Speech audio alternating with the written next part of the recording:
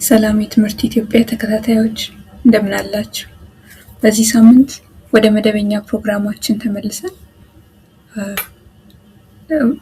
ሰኞ፣ ሮብና አርብ አንዳንድ ቪዲዮዎች የሚኖሩ ይሆናል እና በዚህ ሳምንት ያዘጋጀነው የ10ኛ ክፍል ዩኒት 3 ሂሳብ ኤክስፖኔንሻል እና ሎጋሪትሚክ ፋንክሽንስ ነው እና አንቲ ሎጋሪዝም እና ሎጋሪዝም እንዴት እንደምንጠቀም እንዲሁም ስለ ኤክስፖኔንሻል ፋንክሽኖች መግቢያ የሚኖረን ይሆናል እና ወደ ዩኒት 3 የተሻገርነው ከባለፈው ሳምንት ዩኒት 2 ተነስተን ብዙዎቻችሁ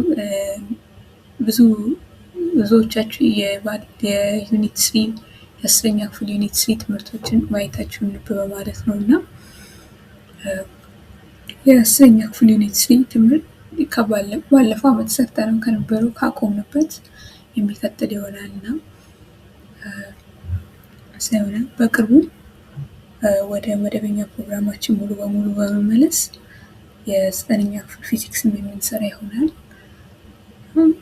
ከዛ በተጨማሪ በሚቀጥለው ሳምንት ቅዳሜ የቀጥታ ስርጭት ለማድረግ እያሰብን ነው እና የቀጥታ ስርጭቱ ላይ ጥያቄዎች ቢኖራችሁ እንዲመለስ ለማድረግ ቅዳሜ 1 ሰዓት ላይ ለማድረግ አስበናል እና ከምሽቱ 1 ሰዓት ላይ ቅዳሜ ከ1 ሰዓት እስከ 2 ሰዓት ድረስ የቀጥታ ስርጭት የሚኖረን ይሆናል።